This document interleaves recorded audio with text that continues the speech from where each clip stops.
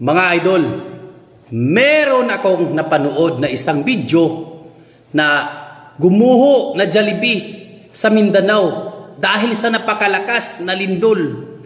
7.8 magnitude, pero meron akong hindi nagustuhan mga idol na narinig ko sa isang tao.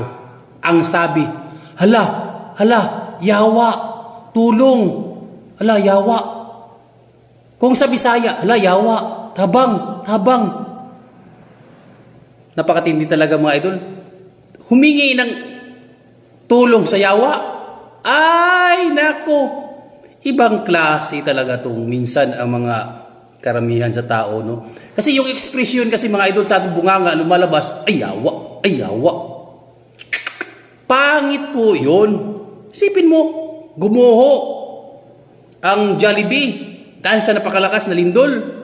Tapos, nagdasal pa, natulungan sa yawa. Anong klase itong tao na to? Kung sino ka man, nako, magbago ka na. Diba? Ito mga idol, ang video, panoorin nyo. Yawa, tabang.